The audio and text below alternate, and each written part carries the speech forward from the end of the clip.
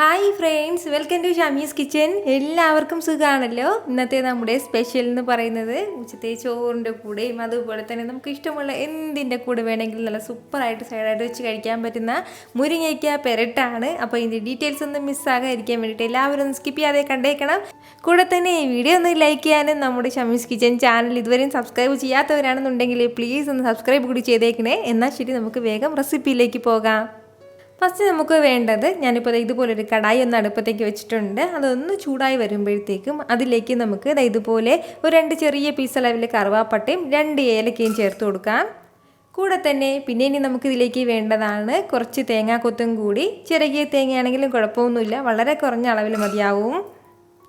ഇനി വേണ്ടത് ഒരു 2 ടേബിൾ സ്പൂൺ അളവിൽ കപ്പലണ്ടിയും കൂടിയാണ് നിലക്കടല. അപ്പോൾ വറുത്ത നിലക്കടലയാണെന്നുണ്ടെങ്കിൽ വറുക്കാത്ത നിലക്കടലയാണെന്നുണ്ടെങ്കിൽ പ്രശ്നമില്ല, ഏതായാലും ചേർക്കാവുന്നതാണ്. ഇത് ഇത്രയും ചേർത്ത് കൊടുത്തതിന് ശേഷം നല്ല രീതിയിലൊന്ന് വറുത്തെടുക്കാം. നമുക്ക് ഫ്ലെയിം ഒന്ന് ഹൈയിലേക്ക് മാറ്റിയിട്ട് തന്നെ ഒന്ന് വറുത്തെടുക്കാവുന്നതാണ്. നമ്മുടെ ഈ തേങ്ങാക്കൊത്തിൻ്റെ ആ ഒരു കളർ ഒന്ന് ലൈറ്റായിട്ട് മാറുന്നവരെ മാത്രം ഒന്ന് വറുത്തെടുക്കാം.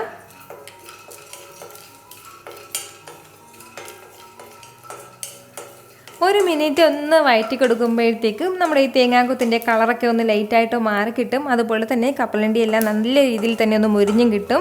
ഇത്രയും ആയിക്കഴിഞ്ഞാൽ ഫ്ലെയിം ഒന്ന് ഓഫ് ചെയ്യാം. ഓഫ് ചെയ്ത് കൊടുത്തിട്ട് ചെറുതായിട്ടൊന്ന് തണുത്തതിന് ശേഷം മിക്സിയുടെ ചെറിയ ജാറിലേക്ക് മാറ്റി നല്ലതുപോലെ ഒന്ന് അരച്ചെടുക്കണം. വെള്ളം ഒന്നും ചേർക്കേണ്ട ആവശ്യമില്ല. ഇനി നമുക്ക് വീണ്ടും അതേ കടായിലേക്ക് തന്നെ ഒരു 2 ടേബിൾ സ്പൂൺ അളവിൽ എണ്ണ ചേർത്ത് കൊടുക്കാം. വെളിച്ചെണ്ണയാണ് ചേർത്ത് കൊടുത്തിട്ടുള്ളത്. എണ്ണ ഒന്ന് ചൂടായി കഴിഞ്ഞാൽ പിന്നെ ഇനി നമുക്കിതിലേക്ക് വേണ്ടത് ഒരു 1/4 ടീസ്പൂൺ അളവിൽ ചെറിയ ജീരകമാണ്. കൂടെ തന്നെ അതുപോലെ പിന്നെ നമുക്ക് വേണ്ടതാണ് അത്യാവശ്യം വലിയ സവാളയിൽ ഒരു സവാള എടുത്തിട്ടുണ്ട്. തീരെ ചെറുതാണെന്നുണ്ടെങ്കിൽ 2 എടുക്കാം. ചെറുതായിട്ട് അരിഞ്ഞെടുത്ത സവാളയും ചേർത്ത് കൊടുത്തിട്ട് നല്ല രീതിയിലൊന്ന് വഴറ്റിയെടുക്കുകയാണ്. ഫ്ലെയിം ഒന്ന് മീഡിയത്തിൽ തന്നെ വെച്ചിരിക്കാവുന്നതാണ്.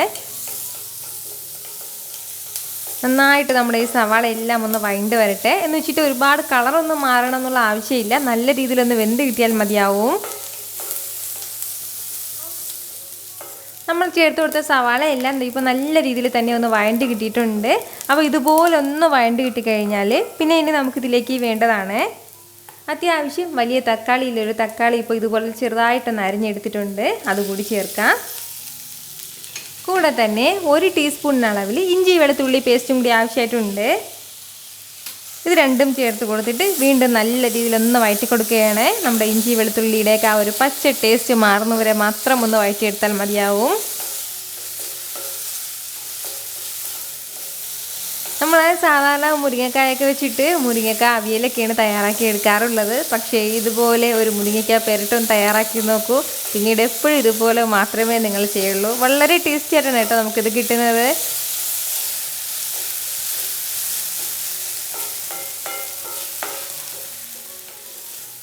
ഇതുപോലെ ഒരല്പസമയം ഒന്ന് വഴറ്റി കൊടുക്കുമ്പോഴത്തേക്കും നമ്മുടെ തക്കാളി എല്ലാം നല്ല രീതിയിൽ തന്നെ ഒന്ന് വെന്ത് കിട്ടിക്കോളും.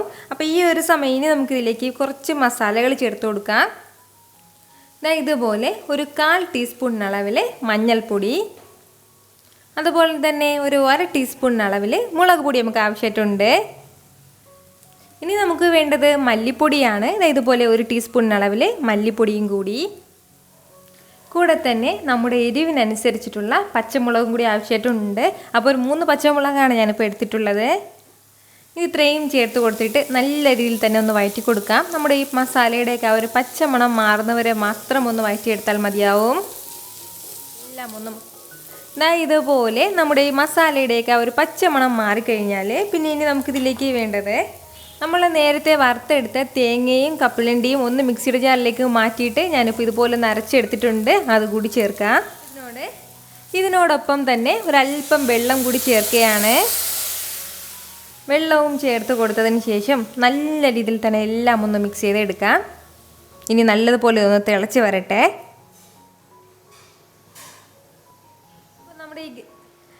ഇപ്പോൾ നമ്മുടെ ഈ ഗ്രേവി എല്ലാം നല്ല രീതിയിൽ തിളച്ചു തുടങ്ങിയിട്ടുണ്ട്. ഈ ഒരു സമയം നമുക്ക് ഇതുപോലെ കഴുകി മാറ്റി വെച്ചിരിക്കുന്ന മുരിങ്ങയ്ക്ക കഷ്ണങ്ങളും കൂടി ചേർക്കാം. ഇതെല്ലാം ചേർത്ത് കൊടുത്തതിന് ശേഷം വീണ്ടും നല്ല രീതിയിൽ ഒന്ന് മിക്സ് ചെയ്ത് കൊടുക്കണം.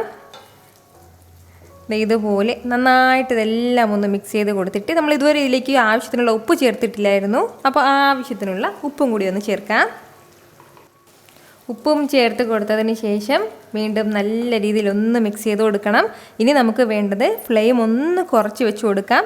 അതായത് ലോ ഫ്ലെയിമിനും മീഡിയം ഫ്ലെയിമിനും ഇടയ്ക്ക് വെച്ചിരുന്നാൽ മതിയാവും. നമ്മുടെ ഈ ഗ്രേവി എല്ലാം ഏകദേശം ഒന്ന് വറ്റി കിട്ടണം. അത്രയും സമയം കൊണ്ട് നമ്മുടെ ഈ മുരിങ്ങയ്ക്ക കഷ്ണങ്ങൾ നല്ല രീതിയിൽ തന്നെ ഒന്ന് വെന്തിട്ടുണ്ടാവും. ഇതൊന്ന് അടച്ച് വെച്ച് വേണം നമുക്കൊന്ന് വേവിച്ചെടുക്കാനായിട്ട്. എന്നാൽ ശരി, കുറഞ്ഞ ഫ്ലെയിമിൽ ഒരു 3-4 മിനിറ്റ് ഇതിങ്ങനെ ഇരിക്കട്ടെ. ഇതിപ്പോൾ ഒരു 3 മിനിറ്റ് ആയിട്ടുണ്ട്. ഇനി നമുക്കൊന്ന് തുറന്ന് നോക്കാം. ഇടയ്ക്കിടയ്ക്ക് ഞാനിതൊന്ന് ഇളക്കി കൊടുത്തിട്ടുണ്ടായിരുന്നു. വളരെ സോഫ്റ്റ് ആയിട്ട് തന്നെ നമ്മുടെ ഈ മുരിങ്ങയ്ക്ക എല്ലാം ഒന്ന് വെന്ത് കിട്ടിയിട്ടുണ്ട്. അപ്പോൾ ഇത്രയും ഗ്രേവി നമുക്ക് ആവശ്യമായിട്ടുണ്ട്. ഫ്ലെയിം ഞാനൊന്ന് കുറച്ച് വെക്കുകയാണ്. ഇനി ഇതിലേക്ക് ഒരല്പം മല്ലിയില ചേർത്ത് കൊടുക്കാം. കൂടെ തന്നെ ഒരു പകുതി നാരങ്ങയുടെ ജ്യൂസും കൂടി നമുക്ക് ആവശ്യമായിട്ടുണ്ട്. ഇത് രണ്ടും കൂടി ചേർത്ത് കൊടുത്തതിന് ശേഷം നല്ല രീതിയിൽ എല്ലാം കൂടി ഒന്ന് മിക്സ് ചെയ്തെടുക്കണം. നല്ല സൂപ്പർ ടേസ്റ്റി ആയിട്ടാണ് കേട്ടോ നമുക്ക് ഈ മുരിങ്ങയ്ക്ക പുരട്ടി കിട്ടുന്നത്. ചോറിൻ്റെ കൂടെയൊക്കെ നല്ല സാധ്യ ടേസ്റ്റിലുണ്ടാവും. അപ്പോൾ മുരിങ്ങയ്ക്ക കൊണ്ട് നിങ്ങൾ ഇതുവരെ ഇതുപോലെ ട്രൈ ചെയ്തിട്ടില്ല എന്നുണ്ടെങ്കിൽ മസ്റ്റായിട്ട് നിങ്ങൾ ട്രൈ ചെയ്ത് നോക്കണം. നിങ്ങൾക്ക് നല്ലതുപോലെ ഇഷ്ടമാവും. ചോറിൻ്റെ കൂടെയൊക്കെ നല്ല ബെസ്റ്റ് കോമ്പിനേഷനാണ്. ട്രൈ ചെയ്ത് നോക്കുന്നവരൊക്കെ മറക്കാതെ എനിക്കൊന്ന് ഫീഡ്ബാക്ക് കൂടി അറിയിക്കണം. വീഡിയോ ഇഷ്ടമായാൽ ഇതൊന്ന് ലൈക്ക് ചെയ്യാനും നിങ്ങളുടെ ഫ്രണ്ട്സിനും ഫാമിലിക്ക് എല്ലാവർക്കും ഒന്ന് ഷെയർ ചെയ്തും കൂടി കൊടുത്തേക്കണം. ഇതുപോലുള്ള റെസിപ്പിക്ക് വേണ്ടിയിട്ട് ഷമീസ് കിച്ചൻ ചാനൽ ഫോളോ ചെയ്യാനും സബ്സ്ക്രൈബ് ചെയ്യാനും ആരും മറക്കരുത്. വീണ്ടും നല്ലൊരു ഉഷാർ വീഡിയോ ആയിട്ട് നാളെ 2 മണിക്ക് കാണാം. അതുവരേക്കും എല്ലാവരും ഹാപ്പി ആയിട്ടിരിക്കുക, സന്തോഷമായിട്ടിരിക്കുക, എല്ലാവരും safe ആയിട്ടിരിക്കണം. Take care, dear friends.